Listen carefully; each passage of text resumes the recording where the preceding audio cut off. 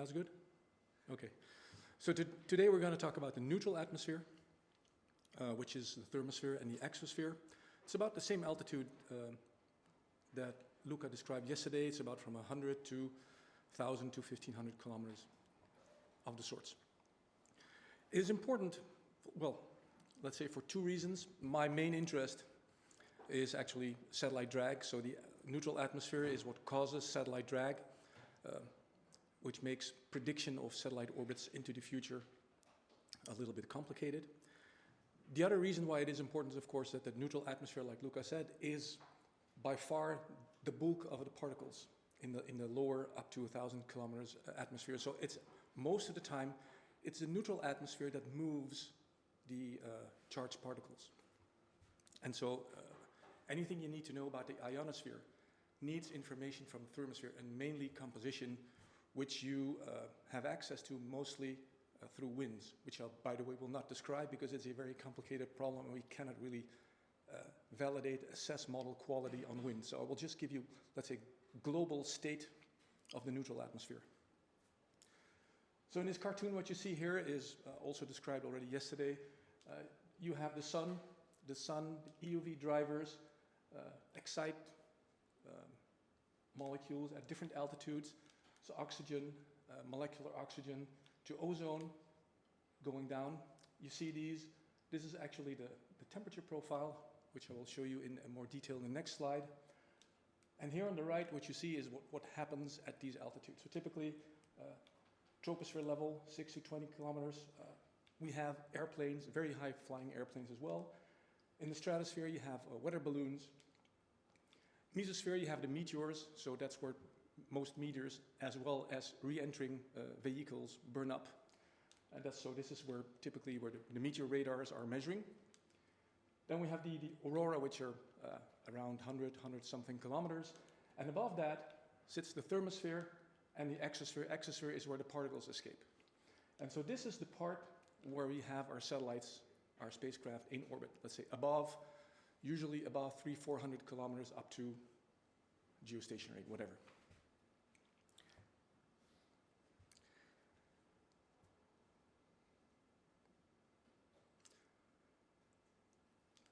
So here's this temperature profile again. We start at the surface, average temperature at the surface, like 17, 18 degrees Celsius. Up to the first minimum, the tropopause at around 15 kilometers. Then, instead of decreasing all the way up to the mesopause, actually have a maximum, which is called the stratopause. And this maximum is entirely caused by ozone heating. So this is the part where actually the ozone saves our skin, and this is the infamous ozone hole. Then we have the mesopause at about 85 kilometers, and from that altitude on, you see that temperature is rising with tendency to a value at infinite altitude. These maximum temperatures, so here we are in the thermosphere, are between 600 at low solar minimum to about 14 and even higher during solar maximum. In these boxes here at the bottom, you see the troposphere, mesosphere, stratosphere, so the energy sources, so what gives the energy, and the sinks, because of course we cannot have only energy input, we need some cooling effect, otherwise we would be in a really hellhole. But so this is the part that at the surface for us heats the atmosphere, and these are, so infrared radiation, evaporation of water is what cools at the lowest altitude. You will have the slides, so I'm not going to read everything that is on here, because these are not the spheres that I will discuss here. Like I said, I will mainly discuss the thermosphere and exosphere. And for a thermosphere, you have these energy sources. So there are a lot more. So we have, as described yesterday again, we have the absorption of EUV, 2200 nanometers, so that's extreme ultraviolet. And then we have also a part in the ultraviolet. We have the Joule heating effect. Joule heating, so that's the physical effect of when you pass a current through an electrical conductor, you produce heat. And so that's what's happening. You have the upper atmosphere is charged, it heats, and so you have a heating effect of the atmosphere. And that's why at the high latitudes you have this auroral heating. And the Joule heating is, like said yesterday, responsible for this high gas temperature. And these high gas temperatures then heat the background neutral species, so it's a very indirect effect. So we have the electrons are heated, and then through a large number of collisions, finally the neutral atmosphere is heated as well. And so that is happening all at high latitudes, which is then, with some kind of time delay, redistributed down all the way to the equator. And that is what makes things difficult, because you have a heating effect here, and then you have to try to model, like, with some kind of delay, how it redistributes. And this redistribution is actually through the form mostly of waves.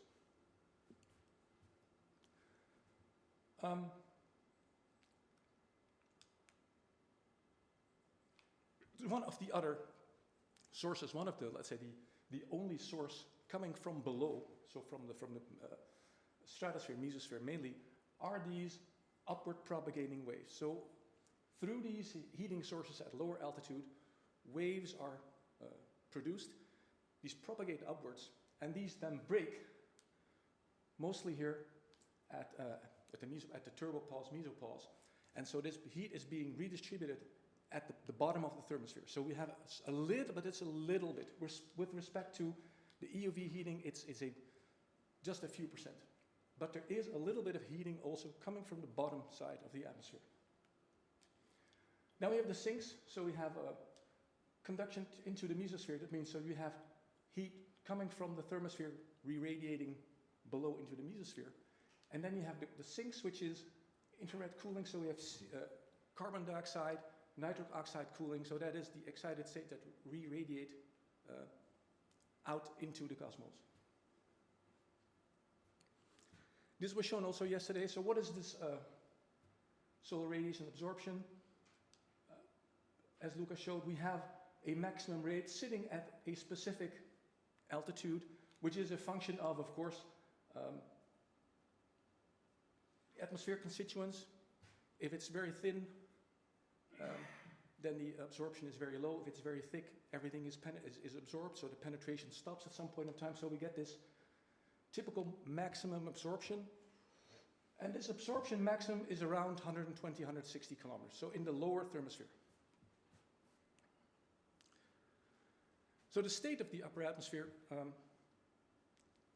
in general, so is hydrostatic equilibrium. This is very important. Hydrostatic equilibrium described, I'm just going to read this, the ECMWF statement describes an atmospheric state in which the upward directed pressure gradient, so what you see here, the pressure, is balanced by the nearly downward directed gravitational pull of the Earth. This balance is fundamental to the maintenance of the Earth's atmosphere, and on average, the Earth's atmosphere is always very close to hydrostatic equilibrium. So that is important, because if you would not have this equilibrium, then everything would either, through the pull of gravity, would either sit on the surface or everything would escape. So this is what keeps you actually in balance. You will hear, or you will read in some papers that, well, hydrostatic equilibrium is not a good state to model the atmosphere, and so we need non-hydrostatic modeling. Which is true if you go look at very, very small scales. So depending on the scale that you're looking on, overall, the atmosphere is approximately in hydrostatic equilibrium. If you're going to look at spatial scales of kilometers, then it no longer is. Then you have specific heating effects, and then of course you have effects where this force is no longer exactly offset by that force. And if you take very large scales, hydrostatic is a good state equation. If you try to have, like a meteorological model, which is trying to model things on the order of hundreds of meters to a few kilometers, then you need the non-hydrostatic core to take into account these kind of effects, which is extremely complicated through to the fact that, well, like I said, you must make sure that everything, the physics do not go out of hand. And secondly, there is a big problem with CPU time. The CPU time is not at all comparable when you go to non-hydrostatic core.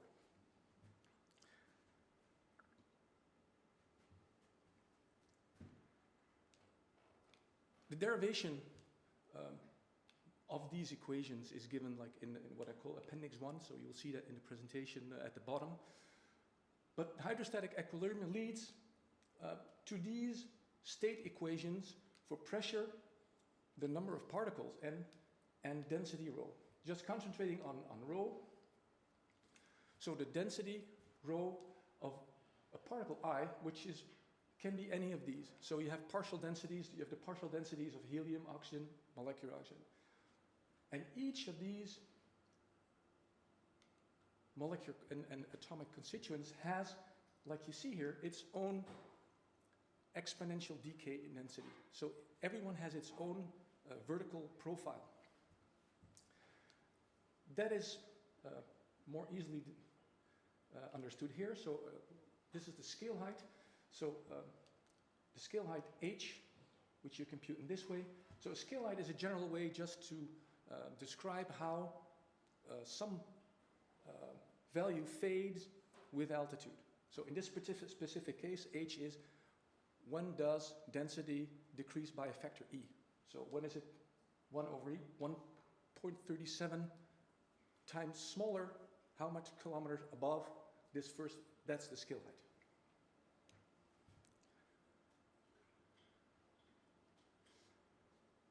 So thanks to this hydrostatic equilibrium and molecular diffusion, you have, starting at the turbopause, about 100 kilometers, you have each individual constituent has a tendency to distribute vertically according to its own specific vertical profile. And that will show in the next figure. So this is also something Luca showed. So here, what you see is, it's a snapshot. You must interpret this as a snapshot. So here you have altitude, density, and you have the partial densities, you have the total density, and this specific representation is for these conditions. So for this specific temperature. And this distribution, as you have seen here, here you have the mass. So the mass of all these constituents is different. So you see that the scale height of all these constituents will be different as well. So that is what you see here. So the gradients, the slopes are not at all the same of all the constituents. So for 750 K, you will have this representation. If you go to solar maximum, you will have a different one. Helium will come up, molecular nitrogen will come up. If you go to solar minimum, this will go smaller again. So that is how these pictures look like if you change condition.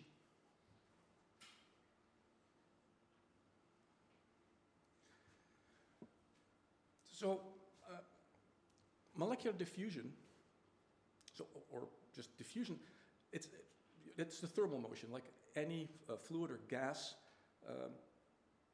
anything above absolute zero has a motion. And so the speed, this movement is a function of temperature, viscosity, the size of the particles. But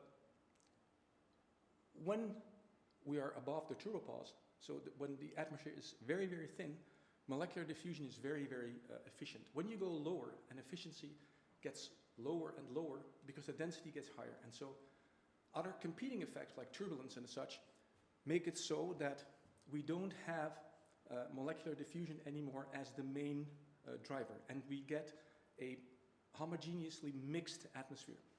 So that is what we call the homosphere. So anything below 100 kilometers is a mixed atmosphere. And above, anywhere between 100 and 120, depending on the species because of the mass, these profiles start to separate. And we can actually model each individual species separately. And then when we go below 100 kilometers, we have to model, let's say, the bulk mass as one profile. It can be considered, it must be modeled as one specific mass profile.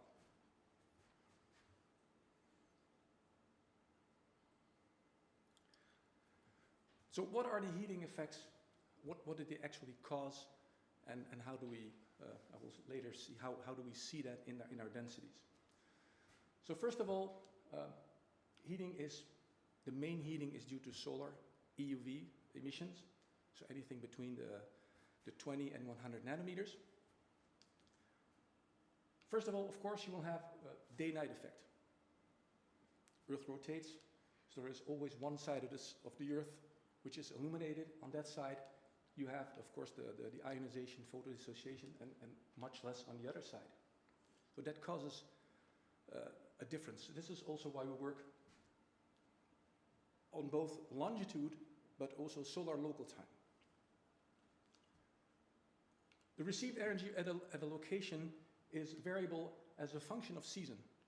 Because of the our rotation axis is inclined, depending on if you have southern or northern hemisphere winter, one or the other hemisphere pole receives all the radiation, whereas the other is in total night. So that's what you see here. Southern hemisphere, summer, and so we have this illumination, and that causes these kind of effects. So you have a heating at very high latitude. Here in the southern hemisphere, you have the same thing, but of course in the southern hemisphere, summer. Now what you see is that these two are not equally big. So the energy deposition on the northern and the southern hemisphere is not equal. And that is because when we are just after southern hemisphere summer, it is also where the Earth's orbit is closest to the sun. So perihelion is early January. So those sum up, and that is why we have a little bit more energy in the southern hemisphere than the northern hemisphere summer.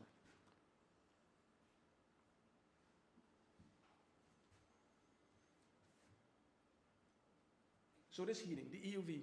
So how do we actually measure on the one hand, and what kind of driver do we use? What can we use as a driver for the EUV in our models?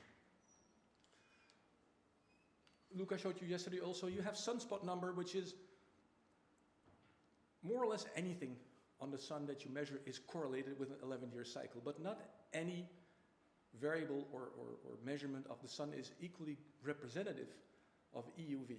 And that is what you want. You want something, you want a parameter that is closest in variability, that has the same signal as the EUV.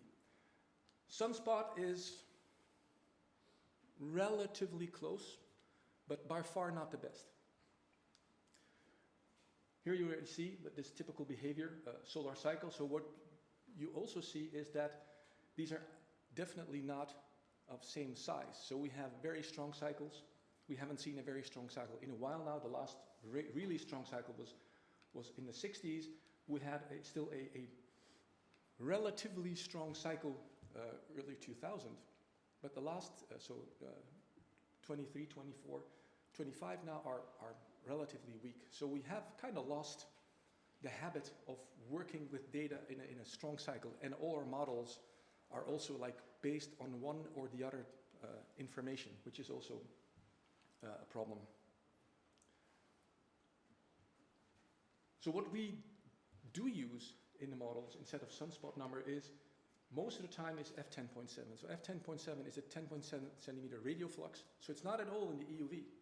It's a radio measurement, so with ground antennas. And it is simply done, and I will show that tomorrow, because of course on the surface of the Earth you cannot measure EUV. So you need something that mimics EUV, whereas you cannot measure that from the ground. And this measurement started before we had platforms in space that could measure EUV from space. So this started in the space age, like 60s, 70s. You needed something, and so we had the ground antennas F10.7. That's why these were used, and I will explain tomorrow why they are still used. So one other thing, you may wonder, well, you know, the solar cycle, for us, in the visible light, infrared, there's essentially no variation over the solar cycle. It's negligibly small. But that is not what excites the upper atmosphere. So photoionization, ionization is done, like I said, in the EUV. And the EUV is given in this part of this plot here, and this shows you the ratio of the maximum over the minimum of a specific ray in the spectrum. You see here, if you go to the, here in this side, we go to the visible light, we're already like in the 200 nanometers, we're very close to 1. But here, in the part from, typically here we have iron and helium. In the 20 to 50 nanometers, we have a couple of lines where you see that the strength from minimum to maximum is like a couple of 100 times stronger. So that is why the upper atmosphere reacts very, very strongly to solar cycle, because these rays actually have a very, very strong modulation with solar cycle.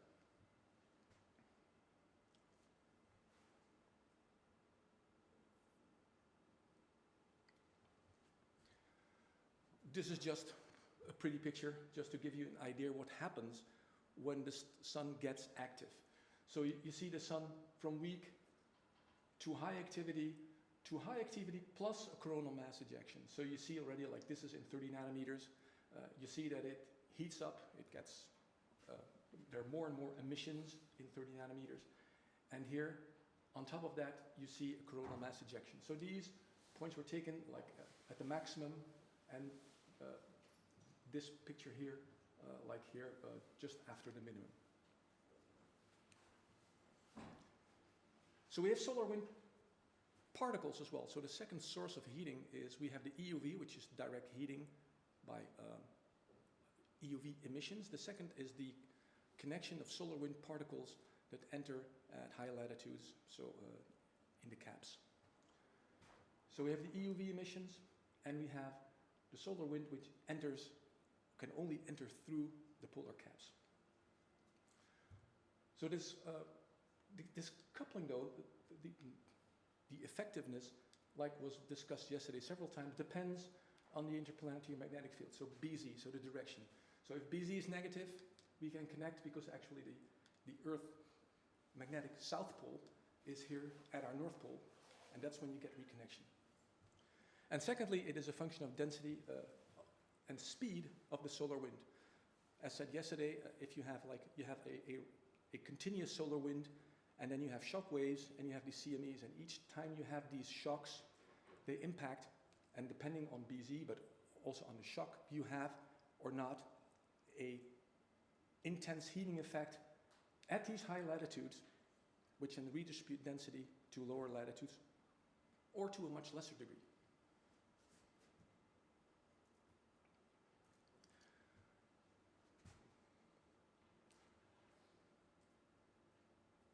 Right, so in the following, what we're not completely correct, but when we're in our models, what we say, we have heating, we have drivers, which are representing EUV, so the solar activity, and then in our models, what we use, this solar wind reconnection with the magnetosphere, we call that geomagnetic activity, for the same reason that, because in the past, of course, we couldn't measure solar wind, so we used, again, a parameter that is giving some kind of information on the state of perturbation of the geomagnetic field due to the solar wind, which is typically Kp. DST was used a little bit later. So again, it's what we call a proxy, so it's a variable that behaves, that correlates very well with this solar wind, but it is not the solar wind. So that you must always remember. It is always something which is close to, but never exactly the same.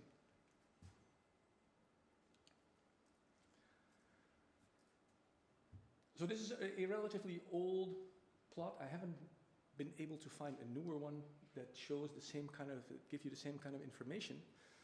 But just to give you an idea of the total energy, so what is the contribution of the EUV and the solar wind, so the geomagnetic part, to upper atmosphere heating? So the total upper atmosphere heating is plotted here in black. These are models and models with data simulation output. So this is the total heating received by the thermosphere. The gray line that you see just below is the EUV heating. So you see that most of the time, the heating is actually due to EUV. But on occasion, and that's the gray spikes at the bottom, that's the geomagnetic activity. So the Joule heating effect, the Joule power, on occasion, all these spikes you see in here are what we call the geomagnetic storms. And so on these occasions, the Joule power is as big as the EUV. This is particle precipitation, which is, it is not negligible, but it is very, very small. That we do not take into account most of the time.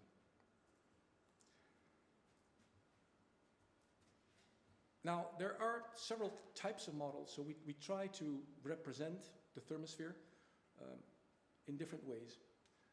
You can either do it like, try it as a climatology, so what are the main features and the average features over a long period of time, let's say statistical models.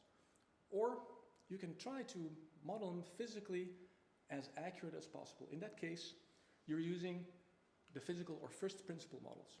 So these models, so they solve the 3D fluid equations, typically with a 1-minute integration step, and on a latitude-longitude grid of a few degrees up to 5 by 15 degrees longitude. So depending on the size of your computer, you can get smaller and smaller grid sizes. And here also, so for these models, typically if you go to a 1 minute by 1 minute, to 1 degree by 1 degree, or even smaller grid sizes, people start switching to non-dynamical cores. Because then, at these very, very small scales, you can actually see effects very locally where the atmosphere is not in hydrostatic equilibrium. I'll give you one of the most used models in the past, and it's picking up again today, is TIE-GCM. So there's the thermosphere, ionosphere, electrodynamics, general circulation model, which is maintained by NCAR, and still maintained by NCAR, despite the fact that was going to be phased out, is not going to be phased out. Typical run is with a 2.5 by 2 degree latitude grid and 29 or more pressure levels. So you see this model actually does not start from the surface of the Earth, so it's not a whole atmosphere model. It's a general circulation model, but this model needs information at this altitude level. There's also a version that starts at 60 kilometers, but this particular first principle models needs information from the bottom, which is provided by, where is it? The GSWM. So the global scale wave model, another model, gives the information of, let's say, the state of the bottom side of TIE-GCM. Then we have the drivers for solar and geomagnetic activity. The solar EUV, they actually use a spectrum. It's a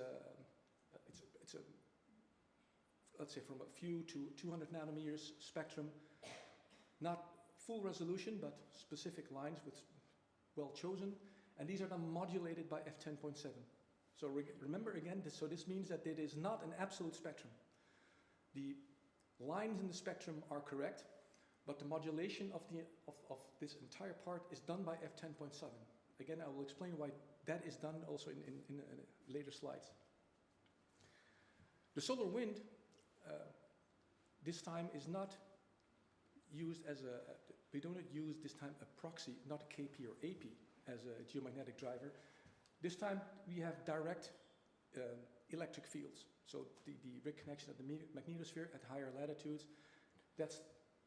you have the electric field and the precipitation patterns. You can either use AB, which is the most sophisticated model you have. So it's a simulative mapping of ionospheric electrodynamics. So this is a model that actually assimilates data in real time, and so it corrects for all the model flaws, if you wish, to a certain degree. You can use a little bit simpler, so these are statistical precipitation patterns, the Weimer model, and HELIS is a pure statistical pattern, which is then modulated by KP. So you have some kind of pattern, and then the intensity of the pattern is again modulated with a proxy. So what are the advantages of such a physical model? Well, of course, you have realistic physics, or at least as realistic as possible.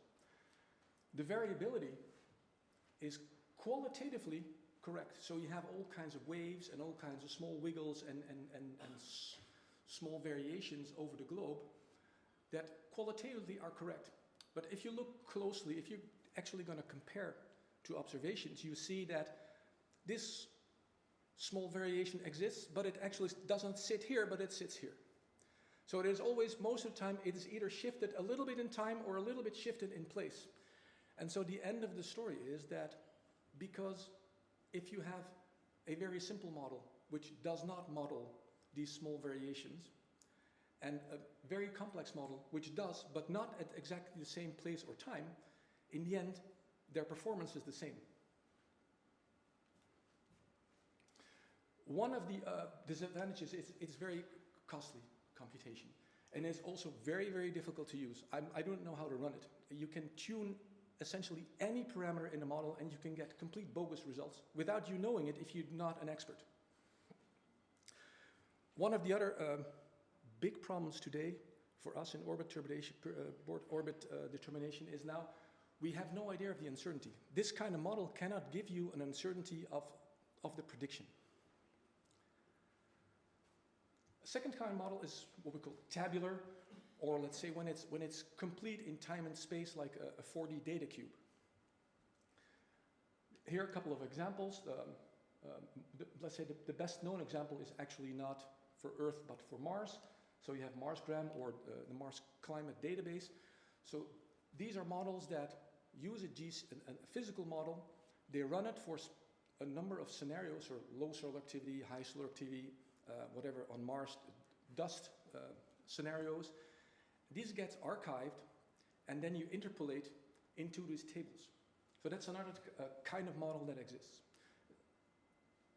The advantage, of course, with respect to a pure physical model is that now this time it's fast and easy because you just have to interpolate. And it's very simple algorithm to interpolate into these tables. The disadvantage is, well, you have to truncate your first principles output to some kind of resolution. You have to make some kind of choice. If you take, for example, MCD, so the Mars model gives you one output per month, and you have to interpolate in time from one month to the other. So that is the kind of compromise you have to make. Otherwise, you can, of course, if you give the full grid size, well, then you have you have a teraoctet model, and it's no longer usable again. Again, most of the time, we do not know what the uncertainty is. So we give a prediction of temperature or density, but what is the uncertainty of that value? We do not know. Just one detail here. So this model, and actually Marsgram as well, so that's kind of a hybrid tabular model, if you wish, is that we have a tabular model at the bottom, and then we combine it with an empirical model at the top. Again, that's for ease of use. Typically, the empirical models have difficulty modeling the lower part, and the upper part is very easy and fast. And so these kind of models were pragmatic and were built this way. And then finally, we have the empirical model. So the empirical model, so the examples, you have DTM, which I'll describe a little bit in detail tomorrow. And then here we have a bunch of all other empirical models. You give typically a date, a position, so latitude, longitude, local time, altitude. You give your solar drivers, and these models give you point by point a density, composition, temperature value. So that is a model which is optimized for calculation along an orbit. So when you're extrapolating your orbit, each integration step you have your position, and you call your subroutine, and it gives you back a temperature and density. So these advantages are, it's very fast and easy, which is of course a precondition for use in orbit extrapolators. It's a very simple algorithm, and it is robust. What I didn't say, the first principle models also can crash, depending, if your tuning is not correct, your model can crash. These models do not. Of course, this comes at the price of the low resolution. It's a simple algorithm, so which means that your variability is a kind of a mean representation of the atmosphere, and so very local effects or very specific effects you cannot take into account. And it is highly dependent on the quality of the data. So these empirical models are statistical data fits to a database that represents the atmosphere as complete as possible. So if there are conditions for which you have no data, then your empirical model is like purely extrapolated, and it can be very good or it can be very bad. On the other hand, we do know the uncertainty of these kind of models. They're of the order of, depending on altitude, position, or activity and such, between 8 and 25%, 1 sigma, for Earth. And so despite the weaknesses of this model, it is this model that is used in orbit computations. Then we have the physical or empirical models plus data assimilation. I will give you just one example of the empirical model because this is the only one that runs operationally and is used operationally, which is HASDEM, which is the high accuracy satellite drag model of the US Air Force. So it's proprietary. We do not have access to that information.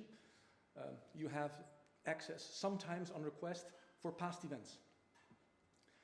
So the advantage is the same that you have for either the physical or empirical model. Plus, thanks to the data assimilation, you now have high accuracy. The disadvantages, they're the same as well, but this time you have to make sure that your quality control of your data that you're assimilating in real time is actually making sure that you are not assimilating garbage. So your quality control has to be very, very stringent. The uncertainty is of the order for this model HASDEM, which we know very well, anywhere between 3 and 10%, so which is really, really very accurate. For the physical models, which is WAM-IPE, which is now operational running at NOAA, but not used yet in the orbit computation community, we do not know. We're trying to assess, but it's difficult. And of course, data simulation means that if you have no data, or if your data is very bad, your data simulation scheme fails. And you have to fall back to some other kind of scenario, so fall back to the usual empirical model, for example. But to give you an example on how well this actually works, so here's HASDEM. So goes here in somewhere behind the blue, you see the black, that's the observation. That's the Goche satellite, about 255 kilometers. Red is the JB model, which is the model before data assimilation. And blue is HASDEM, so that's JB plus data assimilation. And you see that the values here, the performance, O to C is observed to computed ratio. So the observed to computed ratio, if it's 1, it means that the observation and the model values are on average identical. So we go from a 12% offset with JB to a 0% offset. The precision, standard deviation, drops from 10% to 3%. So that's what data simulation can do for you. So variability. I'll now show variability of the thermosphere, like in space and time, what it looks like. Of course, it is a function of location. We had already seen it is a function of altitude. So we have this exponential decay with altitude. Then it is a function of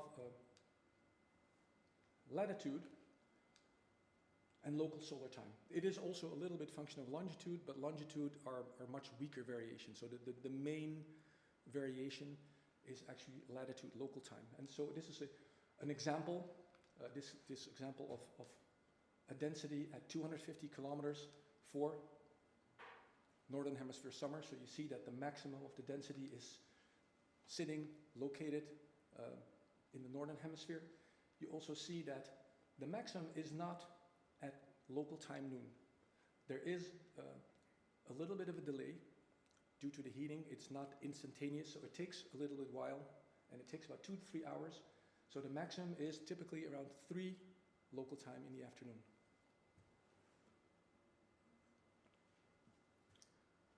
Again, season. So this is what happens due to this lighting from the northern cap or the southern cap in summer. Northern summer, southern summer. So you see again here, the maximum is sitting in the north with the maximum going down about 40 degrees maximum. And at this altitude, typically what we see 500, it's a little bit later, it's more like 4 o'clock in the afternoon, 4 p.m. And in the south, You also see that it is a wider, a bigger maximum. You know why now? Just to give you an simple example that you can easily see this if you have density observations. So these are densities from the Swarm A satellite. So these red profiles, this is latitude, this is density. So here you see each time it's an orbital revolution. It's the local time is noon, midnight. So what you see on this side here are the day side profiles, and here are the night side profiles. So what you see here typically in July, you see this maximum here in the Northern Hemisphere, as expected. Here we are 1 January, and you see easily this seasonal variation in any kind of accurate density observations. Of course, then we have the variability due to the solar activity and the geomagnetic activity. We have this modulation with the 11-year cycle, and this will modulate, of course, your density. Same for geomagnetic activity. So this is daily KP. So you see this is a very active part of the solar cycle. So you see that the variability is very rapid. And here we have then a big geomagnetic storm. So this is the Halloween storm of 03. And like I said, both of these are proxies. And so a proxy is a measurement that mimics variations of another observable. I will show tomorrow, I will show you exactly what that means and how we try to get the best possible proxy. Now, just to give you an idea of the scales, so what happens from solar minimum to solar maximum. Of course, this is a model prediction, but these are quite accurate. It's not like 100% offset. Like there may be like maximum 10-20% errors somewhere in these profiles, but these are actually quite good impressions of what happens from solar min to solar max. So here again you have altitude, you have density. Here we have solar minimum, the light blue profile, and then in the dark blue you add a storm. So solar minimum, here I've used like typically f10.765, AP equals 1, and for the storm, so it's a very, very big storm. AP 400 means it's a KP9, so that's the worst storm you can get. Typically at solar min, you see that density increased by anywhere between 4 and 6. So that's the effect of density during solar minimum. Now you go from solar minimum without geomagnetic activity to solar max. This is solar max, which was like typically a few cycles ago, like cycle 21, so a very strong cycle, f10.7, 2.40. But if that happens, your density, the contrast between minimum and maximum is of the order from 15 at lower altitudes up to 90 at about 700 kilometers. If on top of that you have this big storm again, then the contrast between solar minimum without any geomagnetic activity and solar maximum plus a storm, you're increasing density by up to more than 200. So this is what you have to take into account when you're designing a mission, and specifically when you're designing a mission, for example, with propulsion. So the solar cycle, you can also easily see that in the densities that we have available. So at the top, those are densities from the CHAMP satellite. And at the bottom in blue is GRACE. And the solar cycle activity is here in kind of orange. So you see that we go from maximum to minimum and back to the maximum again. So for GRACE, you can easily see that it very well follows this solar cycle variation. But for CHAMP, actually, it stays flat. And it can lead you in error, but it's very, very simple. Actually, this one stays more or less at the same altitude, whereas CHAMP offsets the effect of the decaying density by a decreasing altitude of its orbit. So those are things that you have to take into account. The seasonal variation. So this is at 800 kilometers. satellite called Stella. So here you see that you have these annual and semi-annual variations. It's, of course, they're not clean annual and semi-annual, because all you see here is a mix not only between seasonal, but all variations. So you have here the mix of seasonal variations plus solar activity, but still you can easily see here the seasonal variations in there. Solar rotation effect, same thing.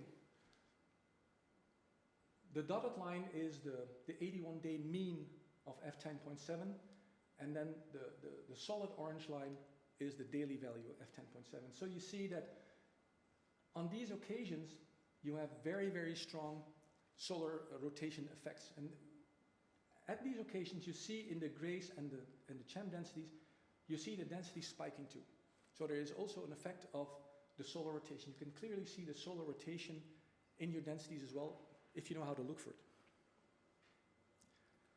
And then at the shortest time scale, still daily variations. So these are due to simply the variations in solar energy input. So if you have here on the top line, these are 3 days in 2023.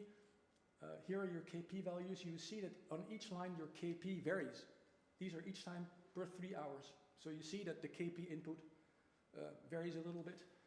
And here is your solar activity. And you see that your solar activity is also not constant. So these variations also cause these smaller wiggles in the variability in your density time series. And of course, these small wiggles are also due to a superposition of tidal variations coming from below. That's what I said in one of the first slides. There is a small input coming from the stratosphere, mesosphere. It's very, very small.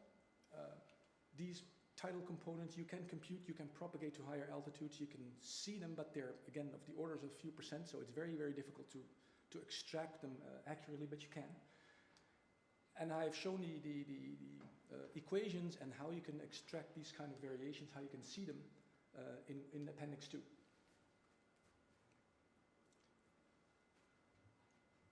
And then the fast variations, like we're going to the faster. Now we're going to variations of the order of hours to 2 days. So that's typically a solar geomagnetic storm. So this is a storm November of 2003. I'm showing this because it's pretty big, so you get large effects. So what you see here are the densities on the night side profiles and the day side profiles for GRACE and CHAMP. The black lines are just before and after the storm. And then the colored lines are the density profiles during the storm. So you can see that typically on the night side, take GRACE, your density increases from 0.5 to maximum to 4, so a factor of 8 increase in density over that storm period. So that means over the period of hours to 1 or 2 days, you can have an increase in density that goes up to a factor 10. So we can localize these small variability by some kind of, this is a very crude filtering, it's just using detrending. So here we have latitude, density. So this is a density profile from the CHAMP satellite. The observations, so the black are the raw observations. We're going to compute the trend, so 59 points, which is the blue line. And then if we subtract the trend from the raw values, we have a detrending filter. And so it gives you access, if you compute the residual as the difference between the observation minus the trend, you only get the wiggles. And these wiggles then, depending on the size of your window, represent a certain spatial scale. In this case, if you're going to subtract 59 point detrended, you get access to wave-like activity scales between 160 and 2400 kilometers.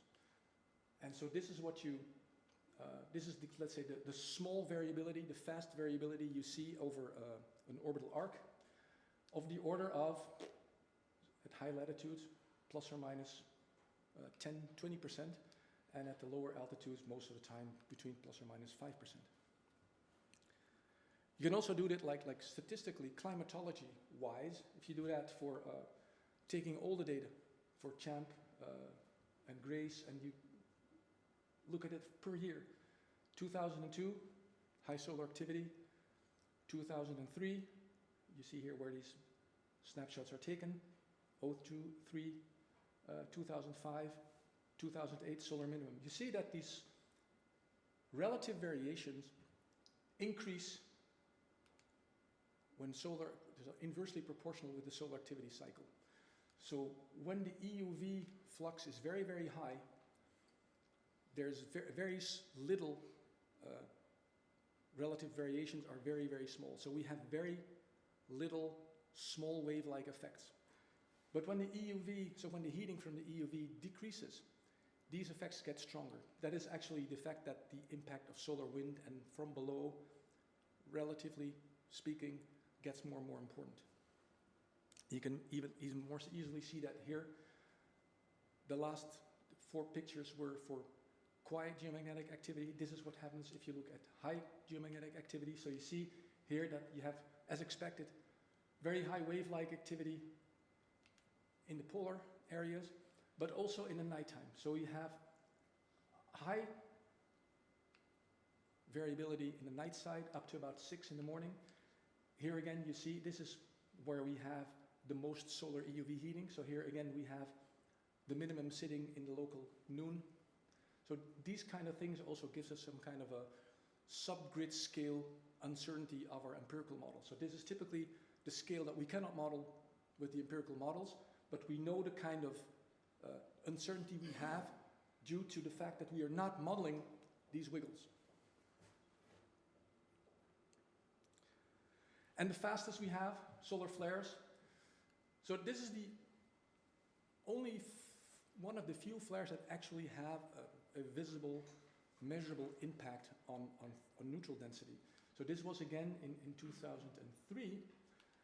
This solar flare, here's the flare, this is the CME. So this is the geomagnetic storm, 200 to 300% increase. And during the solar flare here, we have an increase for over 1 or 2 hours of about 50%. This solar flare though was, depending on who you ask, was X27 or more. So that's one of the highest, the strongest flares ever measured. So anything even below X10, you will not see in your density. It will be too small to measure. So before we are like being bothered by flares, or that we have to take into account flares into our models, statistically our database is very, very small. So that brings me to the summary. So like I showed, like solar heating is the main energy source for the main state of the thermosphere. So the main cooling, molecular conduction, and secondary is radiative cooling, mainly by like the carbon dioxide, a little bit lower altitude, and nitric oxide in the thermosphere. Main gases, of course, as a function of altitude. Again, I will show you the meaning of that and the importance of that tomorrow. Oxygen, molecular nitrogen, helium at a little bit higher altitudes. There's a strong variability of temperature, winds, and composition with solar cycle, season, local time, geomagnetic activity. So I haven't shown specific wind results because what I said, wind is very difficult to assess the performance of models, so I'm not comfortable presenting wind results.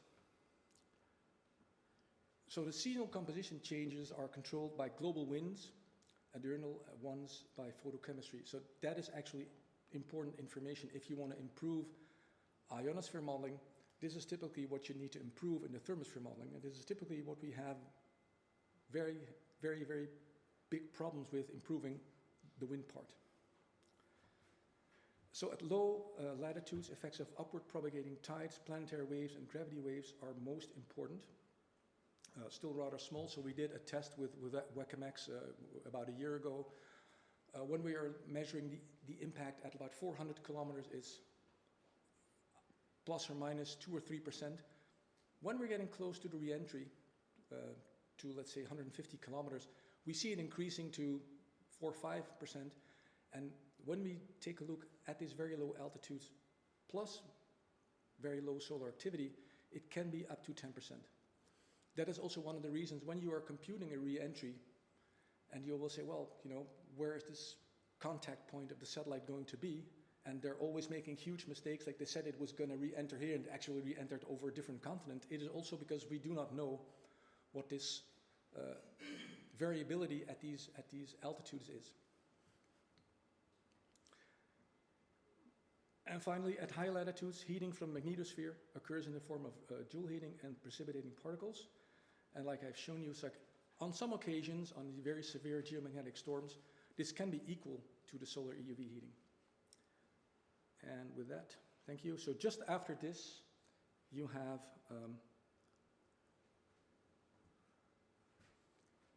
the appendix A1 and A2, and after that are all the paper references to everything that I've more or less discussed here. So if you want to have more details on one or the other,